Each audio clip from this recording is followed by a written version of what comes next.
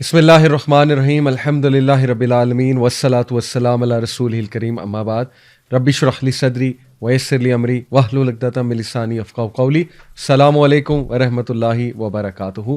May peace, blessings and mercy of Almighty Allah be on all of you. آپ کو پتہ ہے کہ سورہ کہف کی اتنی امپورٹنس ہے کہ اللہ کے نبی صلی اللہ علیہ وسلم نے ہماری توجہ اس طرف دلوائی اور ہمیں تلقین کی کہ سورہ کہف کی جو پہلی 10 آیات ہیں، اور ایک اور روایت میں آخری 10 روایات کا بھی ذکر آتا ہے کہ جو بھی ان کو میمورائز کرے گا وہ فتنہ دجال سے بچے گا، جو کہ دنیا میں سب سے بڑا آنے والا ایک فتنہ ہے. اور اس کے علاوہ سورہ کہف کی ویسے بھی بہت امپورٹنس ہے، اس کو ہر جمعے کے جمعے پڑھنے کی تلقین کی گئی ہے. اور سورہ کہف کو سمجھنا بہت ضروری ہے، اس کی تھیم کو سمجھنا بہت ضروری ہے، کیونکہ یہ ایک اینٹی ڈوٹ ہے.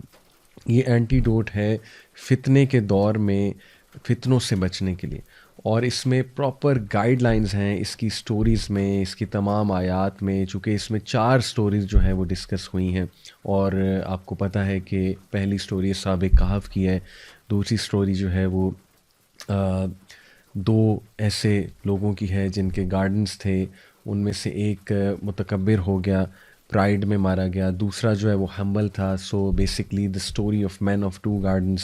اور تیسری جو ہے وہ it is the story of Musa علیہ السلام اینڈ خضر علیہ السلام، the great journey of Musa علیہ السلام ود خضر. اور جو 4 اسٹوری آف ذوالقرنین کی ہے اس میں یاجوج ماجوج کا بھی تذکرہ ہے. تو بڑی انٹرسٹنگ یہ اسٹوریز ہیں، اور ہر سٹوری میں ایک منفرد لیسن ہمیں ملتا ہے، اور ہر لیسن کا تعلق جو ہے وہ فتنے کے دور میں جو میں سمجھتا ہوں انٹلیکچوئل چیلنجز آئیں گے مسلمانوں کو، سائیکلوجیکل چیلنجز آئیں گے، ایون جو فزیکل چیلنجز آئیں گے، ان سب کو سامنے رکھتے ہوئے الحمدللہ ہمارے لیے گائیڈ لائنز موجود ہیں. اس سے پہلے ہم سورت کا آغاز کریں، میں اس کے کچھ ورچوز اور اس کے کچھ فضائل آپ کے سامنے رکھتا ہوں. کچھ احادیث ہیں. سب سے پہلے یہ الدارمی کی حدیث ہے اور صحیح حدیث ہے، صحیح الجامع میں بھی مینشنڈ ہے. ابو سعید الخدری رضی اللہ عنہ کہتے ہیں کہ whoever reads سورہ کہف on the night of Jum'ah, he will have a light that will stretch between him and the ancient Kaaba. اور ظاہر ہے کہ یہ مرفوع حدیث ہے. اسی طرح ایک اور حدیث ہے حاکم کی البہیقی کی، whoever reads Surah Kahf on the day of Jummah will have a light that will shine from him from one Friday to the next. یہ بھی بالکل صحیح حدیث ہے. اور تیسری ابن عمر صلی اللہ عنہ سے مروی ہے کہ اللہ کے نبی صلی اللہ علیہ وسلم نے فرمایا، جو کوئی بھی سورہ کہف جمعے کے دن پڑھے گا، a light will shine for him from beneath his feet to the clouds of the sky. وہ روشنی کی مانند اس کے لیے چمکے گی، اور بلکہ ایک روشنی اس کے لیے چمکے گی جو کہ اس کے فیٹ سے لے کے کلاؤڈز آف سکائی تک جائے گی، اور جو قیامت والے دن بھی اس کے لیے شائن کرے گی. which will shine for him on the day of resurrection and he will be forgiven his sins between the 2 Fridays. سبحان اللہ. جو مائنر سنز اس نے کیے ہوئے ہیں ایک فرائیڈے سے دوسرے فرائیڈے تک، وہ اللہ سبحانہ تعالیٰ معاف کر دیں گے. تو یہ بھی صحیح حدیث ہے. اور اس کے علاوہ اس کی امپورٹنس ابو درداء صلی اللہ عنہ سے مروی ہے، صحیح مسلم کی حدیث ہے کہ اللہ کے نبی صلی اللہ علیہ وسلم نے فرمایا، whoever memorizes 10 verses from the beginning of Surah Kahf will be immune to the false messiah. اور ایک اور روایت میں لاسٹ 10 ورسز کا بھی ذکر آتا ہے. اس کا مطلب یہ ہے کہ خصوصاً پہلی 10 آیات اور لاسٹ 10 آیات کو سمجھنا اور میمورائز کرنا یہ بہت ضروری ہے فتنہ دجال کو سمجھنے کے لیے، کیونکہ اس میں کچھ ایسے لیسنز ہیں جو انشاءاللہ ہم ڈسکس کریں گے، جو انسان کو اسٹرینتھ دیں گے اس فتنے کو جاننے میں بھی، پہچاننے میں، آئیڈینٹیفائی کرنے میں. کیونکہ ہر ایک تو آئیڈینٹیفائی فتنہ دجال کو یا دجال کو کر بھی نہیں پائے گا، اور اس کو میمورائز کرنا اور اس کو ریسائٹ کرنا ڈیورنگ دیٹ ٹائم ان آیات کو. اور انفیکٹ دجال اللہ نہ کرے کو فیس کرے، لیکن دجال سامنے آ جائے تو پھر اس کے سامنے بھی ریسائٹ کرنے کا بائی ہارٹ جس کو یاد ہوگی، اس کا جو ہے وہ بڑا فائدہ ہے. فتنہ دجال کے حوالے سے بھی کچھ میں انشاءاللہ ڈسکس کرنا چاہوں گا، آپ کے سامنے روایات رکھنا چاہوں گا تاکہ اس فتنے کو بھی ہم انڈرسٹینڈ کریں. دیکھیں، دجال کے آنے سے پہلے اس کے لیے ایک ایسی دنیا بنائی جائے گی، اس کے جو ظاہر ساتھی ہیں، جو مددگار ہیں، اوبیسلی جو باطل ہے، وہ ایک سٹیج سیٹ کریں گے. دے ول سیٹ اے سٹیج، اور اس سٹیج میں 2 چیزیں بہت ضروری ہیں، کیونکہ دجال، the word Dajjal is derive from the root word dajl, which means extreme deception, دھوکا. تو ایک تو ایسی دنیا قائم ہوگی وچ از فل آف فیکنیس، فیک ورلڈ اور فیک ویلیوز لوگوں کی، اور گاڈلی ورلڈ آرڈر سے نکل کے لوگ ٹوٹلی اپوزٹ ورلڈ آرڈر پہ آ جائیں گے، اور ہر چیز الٹی ہونے لگے گی. یعنی سچ جھوٹ لگنے لگے گا، جھوٹ سچ لگنے لگے گا، اور ایکسٹریم پروپیگنڈے کا جو ہے وہ دور ہوگا، اور ایکسٹریم ایلوژنس کا، ہیلوسینیشنس کا دور ہوگا. لوگ ببل میں رہ رہے ہوں گے، فیک لائفز گزار رہے ہوں گے لوگ، اور کمپلیٹلی آخرت سے مطلب انکنسرنڈ، اور بس دنیا دنیا دنیا، اور ایکسیسو مٹیریلزم، سکسیس کی ڈیفینیشن چینج ہو چکی ہوگی اس دور میں. اور لوگ جو ہے وہ ایسی ایسی چیزیں وٹنس کریں گے جو شاید اس دور سے 20-30 سال پہلے ناممکنات میں سے تھیں، لیکن اب وہ نہ صرف ممکنات ہو گئی ہیں بلکہ وہ اس زمانے کے ایتھوز کا حصہ بن جائیں گی. فار ایگزامپل میں آپ کو مثال دیتا ہوں کہ LGBTQ، یعنی آج سے 50 سال پہلے کسی نے سوچا بھی نہیں تھا کہ اس کو پسند کیا جائے گا، پروموٹ کیا جائے گا، حلال کیا جائے گا، اور اس کی ریلیز نکلیں گی اس کی سپورٹ میں. لیکن دیکھ لیں آج یہ سب کچھ ہو رہا ہے، اور بھی بہت کچھ ہو رہا ہے. تو ایک تو اے ورلڈ فل آف فیکنیس، اور دوسرا a world full of deception, extreme deception. دیکھیں ڈسیپشن اور لائے میں فرق ہے.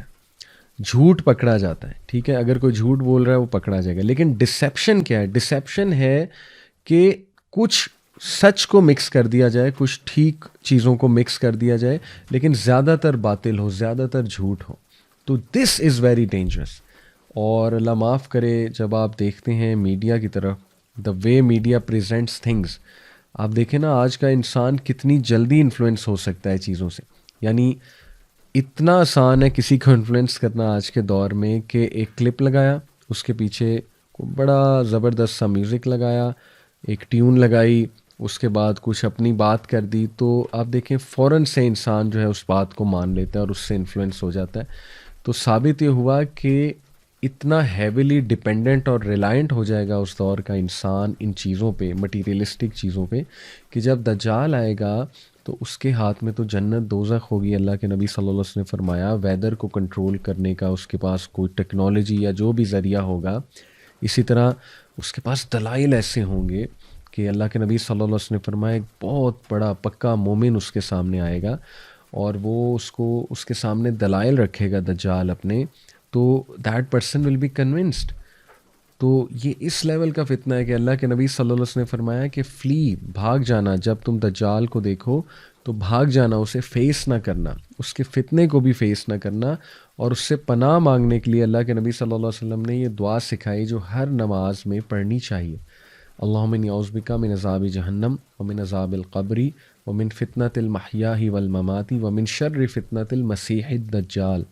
یہ دعا آپ کو حسن المسلم ایپ ہے اس میں بھی مل جائے گی، اور ویسے بھی مل جائے گی، دعا فرام پروٹیکشن آف دجال، گوگل پہ آپ سرچ کریں گے. تو یہ ہے اس لیول کا فتنہ ہے کہ اللہ کے نبی نے ہر نماز میں سکھایا صحابہ کو کہ یہ دعا تم کرو ہر نماز میں درود ابراہیمی کے بعد.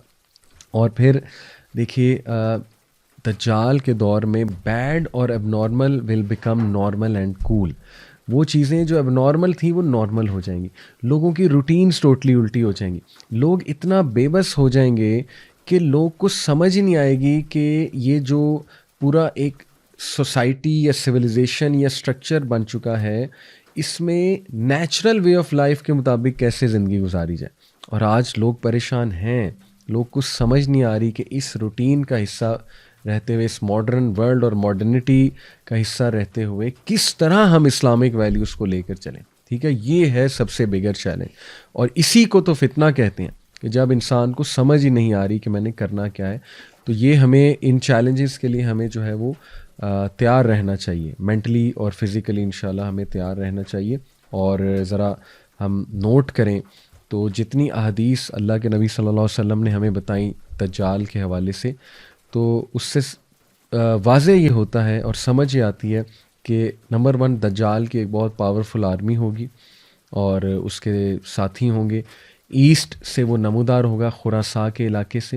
آج کل کچھ لوگ خراساں کو پاکستان سے ریلیٹ کرتے ہیں، وہ کہتے ہیں کہ مدینہ میں کھڑے ہو کے نبی صلی اللہ علیہ وسلم نے 3 بار جو ہے انگلی ایسٹ کی طرف کی تو وہ عریبین سی کی طرف لوگ کچھ استدلال کرتے ہیں کہ وہ عریبین سی ہے یا سندھ کا علاقہ ہے، کیونکہ نبی صلی اللہ علیہ وسلم کے دور کا جو خراساں تھا اس میں سندھ بھی شامل تھا پاکستان کا بارڈرز میں، لیکن اس میں افغانستان کا علاقہ بھی شامل تھا، ایران کا بھی کچھ علاقہ شامل تھا. تو یہ استدلال ناٹ شور کہ ہم حتمی یہ کہہ سکتے ہیں کہ پاکستان سے نکلنا ہے اس نے یا سندھ سے نکلنا ہے، عریبین سی سے نکلنا ہے. ظاہر ہے کچھ لوگ ریلیٹ کرتے ہیں کہ گوادر کے آگے جا کے عریبین سی میں ایک بہت پرانا مندر بھی ہے کالی ماتا کا، اور ہو سکتا ہے وہ ہو وہ جگہ جہاں تمیمت داری گئے تھے. وہ فیمس حدیث آپ لوگوں نے سنی ہے، ایک صحابی جو اس وقت کرسچن تھے، ان کا جہاز ایک مہینے جو سمندر تھا اس میں ظاہر ہے لہروں کی وجہ سے دے گاٹ لاسٹ، ایک مہینے تک وہ لاسٹ رہے. اس کے بعد ایک آئی لینڈ کے پاس جا کے ان کا جہاز لگا، اور پھر وہ بتاتے ہیں کہ ان کی ملاقات ہوئی دجال سے، جساسہ سے، جو کہ ایک جانور نما کریچر تھا. اور دجال کو جب انہوں نے دیکھا، ایکسپلین کیا کہ ایک بہت ہی ہیوی ویٹ لفٹنگ جیسے کرنے والا ایک انسان ہوتا ہے، براڈ شولڈرز، وہ زنجیروں سے جکڑا ہوا تھا. اور وہ کہتے ہیں کہ آج تک میں نے کسی کو اس طرح جکڑے ہوئے نہیں دیکھا، اتنا وہ اسٹرانگلی جکڑا ہوا تھا. کچھ سوالات اس نے کیے ان سے، اور پھر وہ آ کے سارا واقعہ تمیمت داری نے نبی اکرم صلی اللہ علیہ وسلم کو سنایا، اور اللہ کے نبی نے اکنالج کیا کہ ہاں تم نے اسی کو، تمہاری اسی سے ملاقات ہوئی ہے. تو یہ اپنے طرف واقعات بالکل ٹھیک ہیں. اس پہ بھی ایک ڈسکشن اسکالرز میں موجود ہے کہ وہ آئی لینڈ ایگزیکٹلی ہے کہاں. کچھ اسکالرز کہتے ہیں کہ وہ، یہ میں آپ کو بس ویوز بتا رہا ہوں، مختلف لوگوں کی آراء آپ کے سامنے رکھ رہا ہوں، لیکن ایٹ دی اینڈ یہ بات یاد رکھیں کہ اللہ تعالیٰ نوز بیسٹ کہ کیا معاملہ ہے. اور اس انفارمیشن سے زیادہ جو امپورٹنٹ انفارمیشن ہے وہ یہ ہے کہ اس سے بچنا کیسے ہے. اس میں اتنی کھوج نہیں لگانی چاہیے کہ وہ ایگزیکٹلی ہے کہاں، کیونکہ اس کا کوئی فائدہ نہیں ہے، بلکہ فائدہ اس بات کا ہے کہ ایکچولی اس کے فتنے سے بچنا کیسے. تو دیکھیں ایک اسکالرس کے درمیان ڈسکشن موجود ہے. ایک اسکالر جو ہے وہ کہتے ہیں، دیر از اے گروپ آف اسکالر جو کہتے ہیں کہ دجال ڈفرینٹ ٹائمز میں فزیکل فارم میں آیا ہے، آ سکا. نبی صلی اللہ علیہ وسلم کے دور میں ایک شخص تھا ابن سیاد، اور کافی صحابہ کا گمان ہے کہ وہ دجال تھا، اور نبی صلی اللہ علیہ وسلم نے بھی نہ نگیٹ کیا نہ افرم کیا.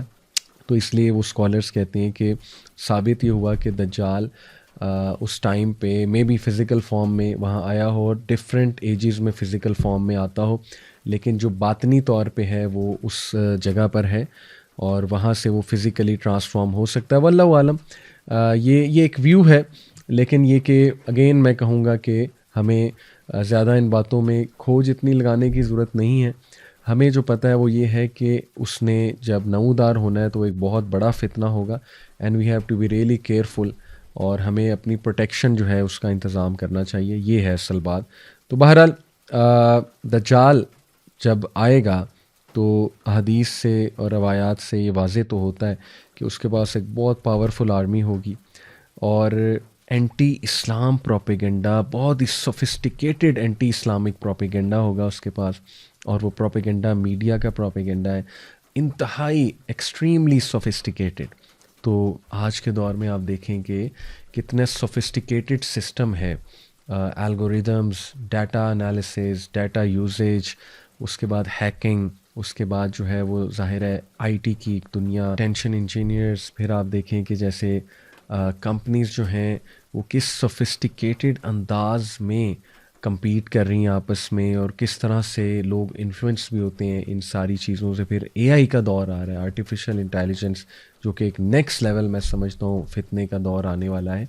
تو یہ صاف سمجھ آ رہی ہے کہ دجال کے آنے سے پہلے جو ایک سسٹم تیار ہوگا وہ سسٹم انتہائی سوفسٹیکیٹڈ پروپیگنڈا کا سسٹم ہوگا، کیونکہ پروپیگنڈا سے ڈسیپشن پھیلتی ہے بہت زیادہ.